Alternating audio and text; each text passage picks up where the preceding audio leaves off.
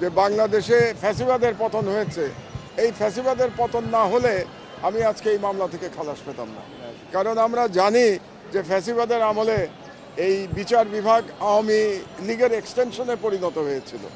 না হলে আমার বিরুদ্ধে যে হাস্যকরভাবে ভুয়া মামলা করা হয়েছিল, এই মামলা তো জজের প্রথম দিন ছুঁড়ে ফেলে দেওয়া উচিত ছিল। মামলা কি? যে শেখ হাসিনার পুত্রকে আমি নাকি আমেরিকাতে তাকে কিডন্যাপ করার চেষ্টা করেছি, ষড়যন্ত্র করেছি, এবং কোথায় বসে করেছি?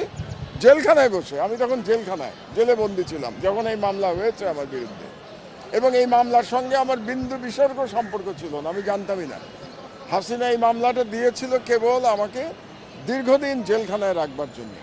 তো এই ধরনের মামলা যে কোনো দেশে যেখানে আইন আছে, বিচার আছে, গণতন্ত্র আছে, বিচার বিভাগের স্বাধীনতা আছে, সে দেশে প্রথমে এই মামলা রিজেক্ট হয়ে যেত। কিন্তু বাংলাদেশে এই মামলায় আমার 7 বছর সাজা হয়েছিল, যে কারণে বিপ্লব উত্তর বাংলাদেশে এসেও আমাকে জেলে যেতে হয়েছিল। আমি 5 দিন জেলে ছিলাম। তো আমি আইনের প্রতি শ্রদ্ধাশীল ছিলাম। আমি সারেন্ডার করেছি, বিদেশ থেকে এসে জেলখানায় গেছি, আদালতে মামলা করেছি। মামলা করে আজকে আমি মামলায় রায় পেয়েছি, এই মামলায় খালাস দিয়েছে আমাকে। এবং এই মামলা যে ভুয়া, সেটা নিশ্চয়ই জজ বুঝতে পেরেছেন, আমরা যেটা জানতে পারবো রায় পড়বার পরে।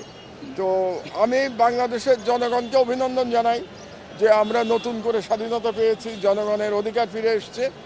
আর যে তরুণ জনতা এই বিপ্লব সংগঠিত করেছে, তাদেরকে সালাম জানাই।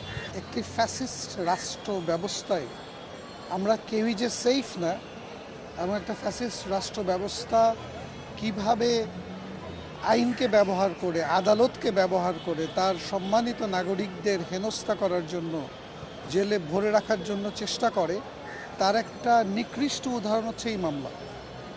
এই মামলার ঘটনায় সত্যের বিন্দুমাত্র কিছু ছিল না, সাক্ষী ছিল না, কোনো এভিডেন্স ছিল না। আইনেরও তোয়াক্কা করতে হয় নাই। আইনের তোয়াক্কা না করে, এভিডেন্স ছাড়া একজন মানুষকে যে সাজা দেয়া যায়, একজন রেসপেক্টেড সিটিজেনকে যে সাজা দেয়া যায়, তার উদাহরণ আমরা এই মামলাতে দেখেছি। এজন্য আমরা আদালতে বলেছিলাম যে যারা এই মামলার সাথে জড়িত, যারা এই মামলা করা থেকে শুরু করে মামলার সাজা দেয়া পর্যন্ত যারা জড়িত আছেন, তাদেরকে বলতে হবে যে কী চাপে পড়ে তারা এই ধরনের বেআইনি একটা রায় দিয়েছিলেন।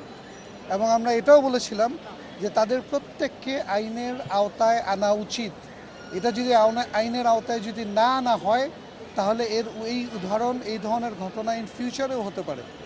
তো আমাদের প্রথমত কথা হচ্ছে যে আমরা খুশি যে আইনের মাধ্যমে আমরা মাহমুদুর রহমান স্যারকে আমরা মুক্ত করতে পেরেছি। উনি আজকে মুক্ত, উনি খালাস পেয়েছেন। তবে এই আইনের শাসনের ধারা অব্যাহত থাকবে, এটা আমরা আশা করি।